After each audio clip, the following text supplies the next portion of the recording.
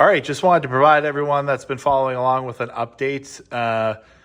It's been probably about 10 days since I've posted a new video on YouTube. The primary driver for that has been the temperature. It's been really cold here in the lower 30s. Here in Washington State, we've had some snowfall. And where I'm working here in the shop, it is currently 55 degrees. And that's with electric space heaters running out here in the shop to keep it at that temperature. If I didn't have the space heaters running, it'd probably drop down into the 40s here in the shop. And I don't want that, especially with all these machines out here. I don't want it getting too cold to potentially damage the machines. And the paint products I'm using to do the restorations on the cabinets require it to be at least 60 degrees. So anytime it gets below 60 degrees, I can't paint. So I'm basically at a standstill with everything paint-wise. And additionally, when I turn on the exhaust fans for the paint booth, it draws in air from the outside, which even makes it to the shop colder. So it creates a negative pressure in the shop, especially in the paint booth. And these, I have three large overhead garage doors that are not the best insulated. So when the exhaust fans kick on to keep fresh air in the paint booth and in the shop, it draws the cold air from outside, which makes it even colder. So it would drop down, the temperature would drop down really quickly, which will affect the paint and also potentially damage the machine. So that's the last thing I want. In the meantime, while I'm waiting for it to warm back up, I have been doing some remodeling in the shop. So here on this back wall, I've been filling all the holes and cracks and everything to get this back wall and the wall on the other end of the shop ready for paint.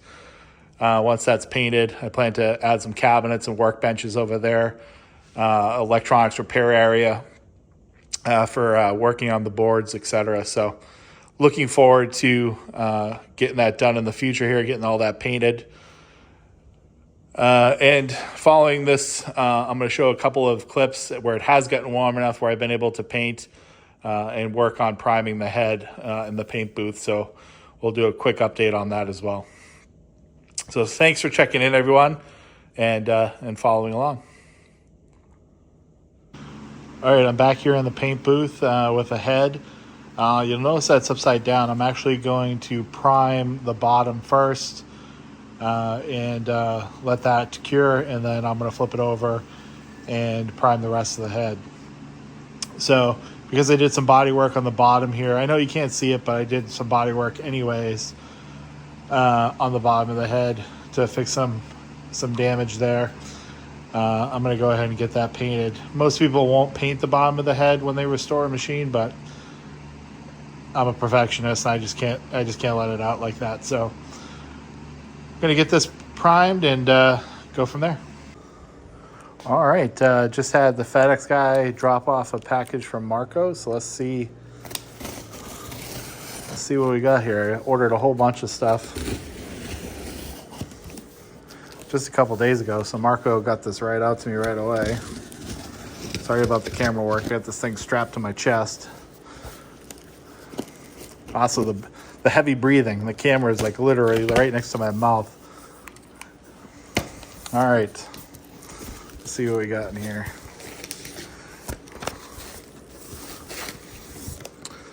Texas Pinball Festival coming up. Bubble wrap, lots of bubble wrap.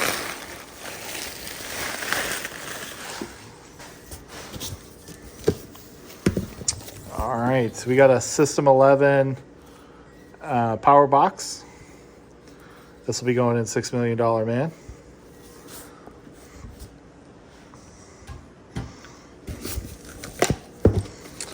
Got a bunch of connectors, new star posts, varistor, fuse blocks, buttons, nice new drop target set. This is all for $6 Million Man. New line filter, to replace the one that is blown up in this one. More connectors. Flipper rebuild kit. Spring for the shooter rod. Fuse holders. New power cord. So a lot of stuff for $6 million man. Basically rebuilding the power box. And a nice brand new coin door skin.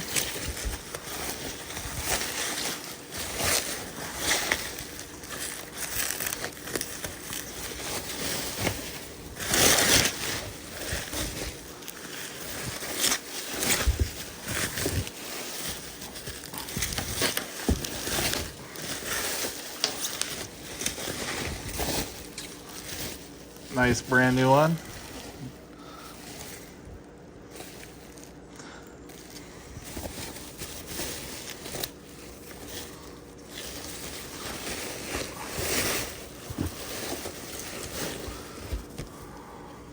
And I'm pretty sure that what's in here is the coin door sticker, the new coin door sticker for that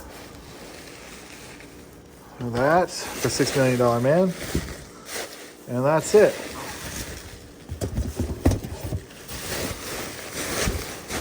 Again, they got this out wicked quick, so I think I just ordered this 3 days ago.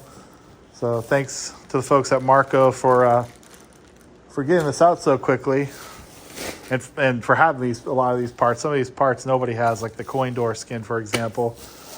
Super hard to find that. All right, that first coat of primer on the head is cured. You can see some of it did absorb into the wood. That's to be expected when you have bare wood.